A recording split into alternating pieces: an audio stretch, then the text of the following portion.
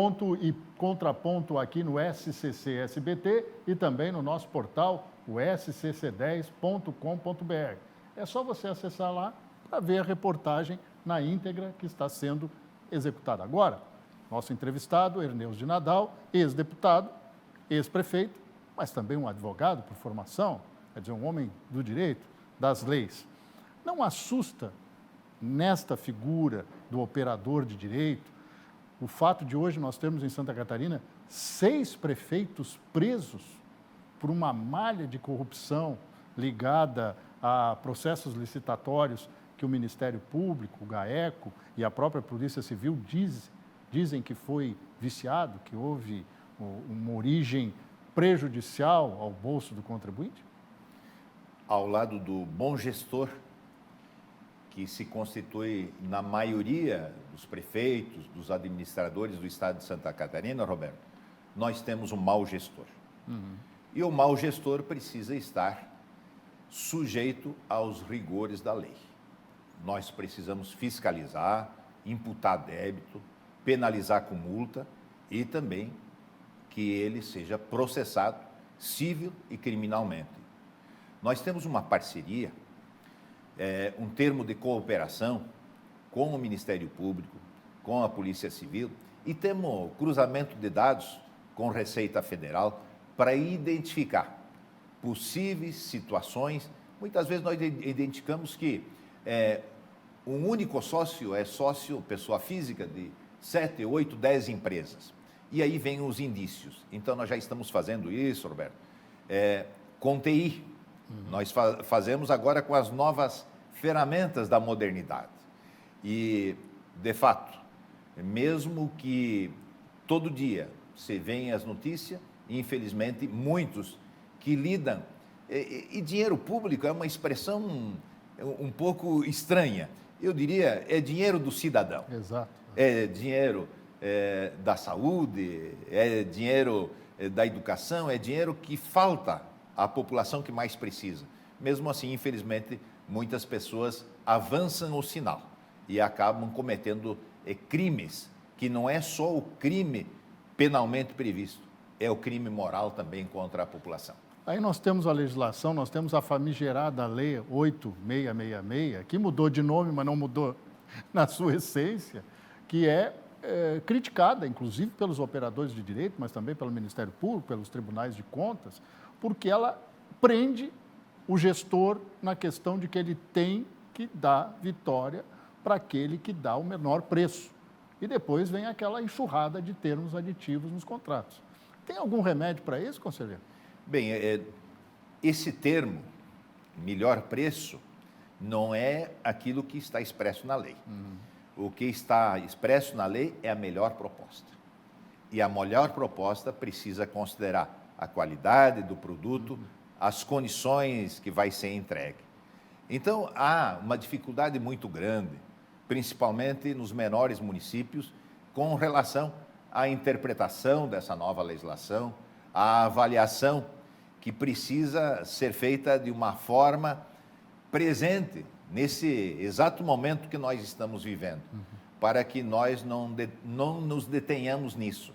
Então, a proposta sempre deve ser o melhor resultado para a administração pública e, em consequência, a melhor proposta para o nosso cidadão, para que ele tenha serviço de qualidade. O senhor já falou várias vezes do cidadão.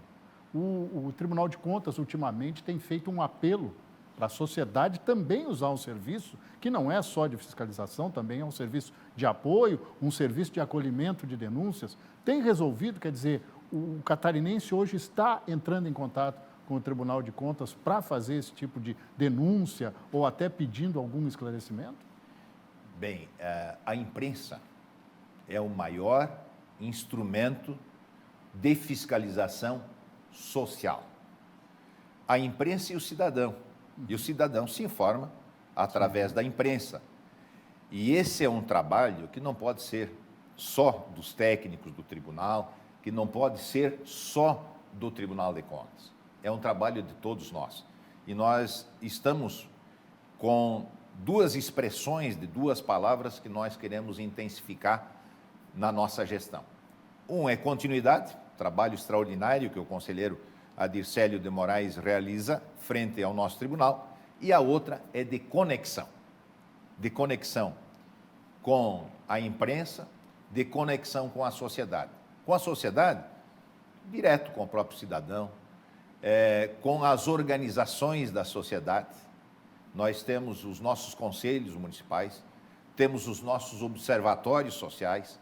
Então, nós temos instrumentos para inserir, abrir as portas do Tribunal de Contas para oferecer os serviços que nós possamos proporcionar à nossa sociedade, para que a gente faça aquilo que é o nosso primeiro dever, fazer com que todo o dinheiro, todo centavo possa retribuir em ações, em obras, em favor de nossa população. Esse é o nosso grande projeto no Tribunal de Contas. A conexão interna com o nosso pessoal, são servidores extremamente qualificados, com os nossos colegas conselheiros, Ministério Público de Contas, e nós nunca tivemos, num momento tão especial como este, também na relação harmoniosa com os demais órgãos e poderes, fazendo com que muitos serviços não se sobreponham. Nós estamos atuando numa determinada situação, numa auditoria. Nós podemos servir essas informações ao Ministério Público. E muitas vezes ele o faz para o Tribunal de Contas. Sim. Para que uma via de duas mãos. Né? Exatamente, que nós possamos produzir o melhor resultado. Aí eu lhe pergunto, o cidadão hoje ele tem noção que pelas ferramentas tecnológicas, um conselheiro, um auditor do Tribunal de Contas, tem condições de verificar online como estão as movimentações de caixa e até mesmo de licitações, de prefeituras, praticamente em tempo real? As licitações hoje, aliás, Roberto, esse é o grande mote do momento. As licitações são todas publicadas, estão à disposição de toda a população. Isso nos permite também interagir e avaliar os valores que estão sendo praticados lá na prefeitura tal, aqui na outra prefeitura. E isso nos dá uma ideia daquilo que está correto e daquilo que gera possíveis indagações. Então, esta é uma situação e o cidadão consegue acompanhar por aí. Outros dados, outras informações já chegam agora ao tribunal através do sistema Esfinge de forma instantânea. Nós já acompanhamos quitação de empenhos de uma forma instantânea, pagamento de despesa de forma instantânea. Então, nós temos toda uma estrutura. Nós participamos aqui em Santa Catarina do sistema, nós somos chamados a Ilha do Silício, né? Sim. Então, nós participamos aqui do sistema ACAT, onde encomenda-se projetos, produtos de startups para atender às necessidades do tribunal. Então, cada vez mais, além do pessoal qualificado, nós precisamos ter a TI a nosso favor e também para dizer que a TI ocupa um espaço fantástico quando hoje o nosso cidadão e também o gestor, o parceiro, pode fazer contato direto pela TI com os nossos técnicos. Ele agenda horário, faz uma reunião, retira todas as dúvidas que tem. E pode fazer isso agora também, nos últimos tempos, com o próprio gabinete do conselheiro. Olha, está acontecendo a situação, como é que a gente faz? Agenda uma tele-reunião, conversa, explica. Perfeito. Então, é um grande avanço. Conselheiro, rapidamente para a gente encerrar o programa, queria lhe perguntar o seguinte, qual é a sua avaliação dos consórcios? Eles são realmente a saída, do ponto de vista até econômico, para os municípios, para se fundamentarem, para instrumentalizarem determinada ação em alguns setores? É uma saída correta na visão do Tribunal de Contas? Roberto, quando feito de forma séria, de forma responsável, é um evento extremamente promissor para os municípios de Santa Catarina. Nós temos consórcios na área da saúde, nós temos que já contam aí com mais de 20, 30 anos, que ajudam muito. Nós temos consórcio para adquirir, na saúde, para adquirir remédios. Nós temos consórcio na área de infraestrutura, mas nós precisamos sempre fazer o acompanhamento. Precisamos ter o cuidado, porque se lida com cifras extremamente significativas, então todo o zelo, todo o olhar, todo o cuidado do controle externo é necessário, é importante, é fundamental. Conselheiro Herneus de Nadal, presidente do Tribunal de Contas do Estado de Santa Catarina, um homem que transitou na política, agora está na área de fiscalização. Parabéns ao senhor, sucesso nessa nova empreitada e muito obrigado pela presença aqui no Ponto e Contraponto. Roberto, muito obrigado e agradeço também com o sentimento de ter sempre presente a nossa relação na Assembleia. Comunicação aberta, franca, e sempre procurando informar.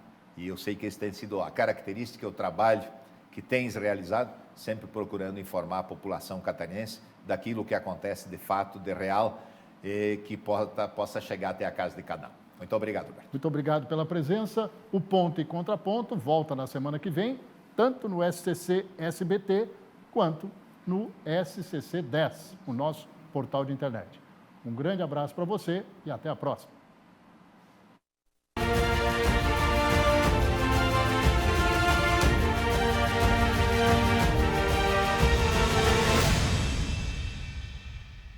Olá, boa noite. Ponto e Contraponto aqui no SCC SBT e também pelo nosso portal, o scc10.com.br. Hoje, nós recebemos uma figura que transitou na política catarinense e hoje tem um papel diferente. Herneus de Nadal, presidente do Tribunal de Contas do Estado, que já foi vereador, já foi prefeito de Caibi, deputado de 5 mandatos, já esteve do outro lado do balcão, agora é responsável por fazer o controle, né? Aquela fiscalização que a sociedade precisa. Vou fazer uma pergunta direta e objetiva. O senhor foi prefeito de Caibi, lá no oeste catarinense. O que o conselheiro, presidente do Tribunal de Contas, ex-deputado, faria de conselho ou daria de conselho para aquele prefeito lá de Caibi? Bem, primeiro quero falar da minha alegria em poder estar aqui contigo, Roberto, nesse conceituado programa desta emissora que tem uma audiência extremamente expressiva em toda Santa Catarina, pela forma com que conduz o seu jornalismo, pela forma com que chega até as nossas famílias, até os cidadãos, cidadãs que acompanham tudo aquilo que acontece no nosso estado.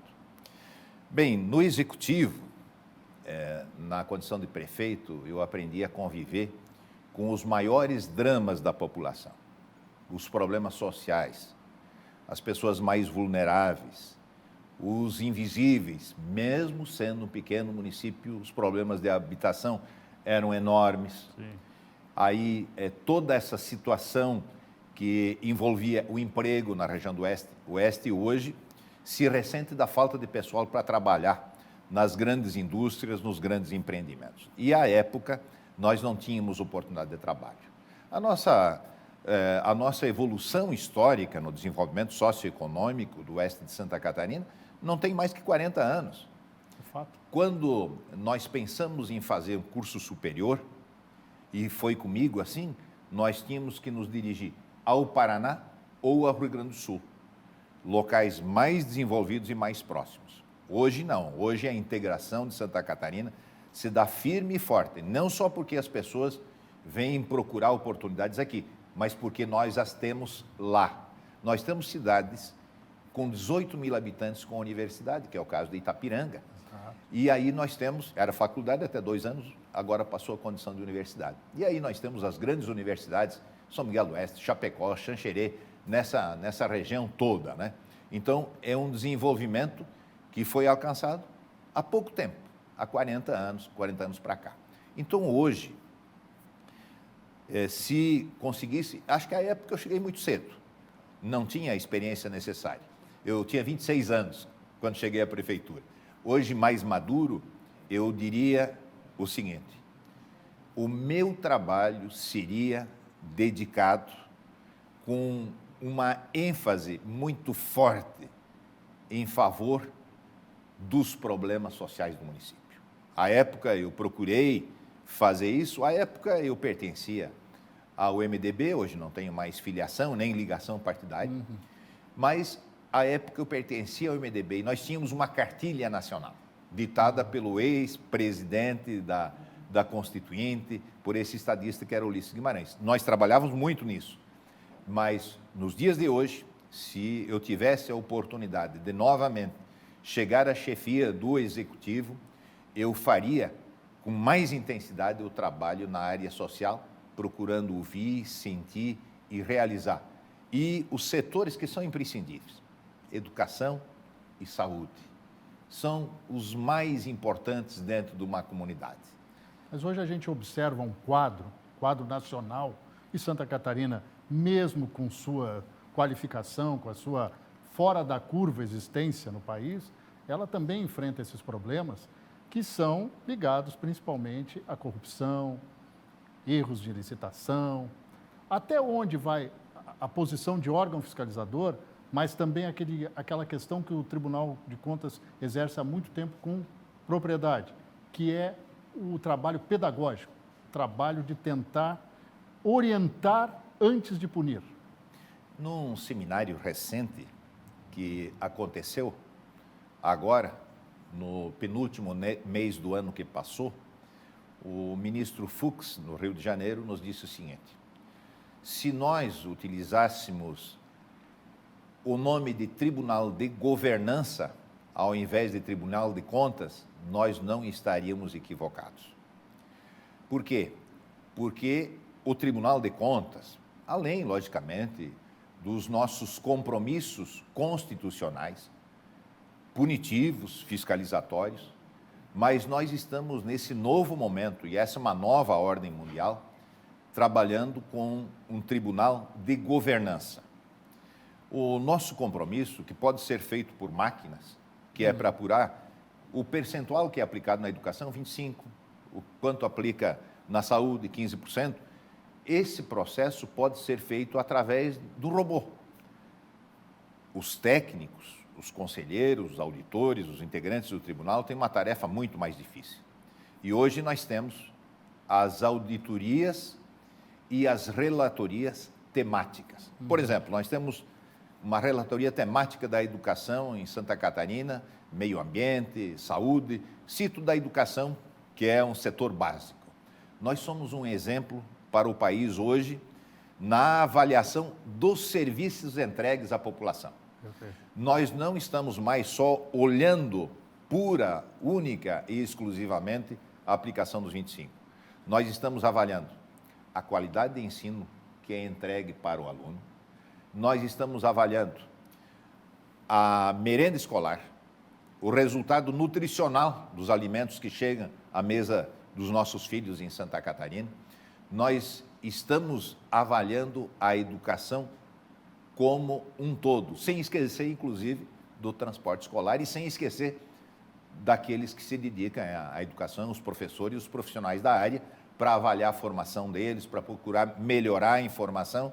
Então, essa é uma tarefa que o Tribunal de Contas se ocupa em muito nos dias de hoje. Uma tarefa importantíssima, não só de verificar a legalidade, mas a eficiência, a eficácia, o efeito que se produz no meio em que o serviço chega. E esses serviços são mais importantes para os invisíveis, para os vulneráveis, que mais precisam do serviço do Estado.